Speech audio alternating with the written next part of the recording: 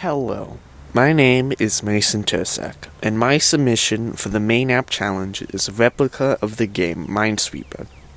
The application is programmed in Python and uses various data and control structures to replicate the functionality of Minesweeper. The intended audience for the game is virtually everyone, as the game follows a simple set of rules and appeals to a large and general audience.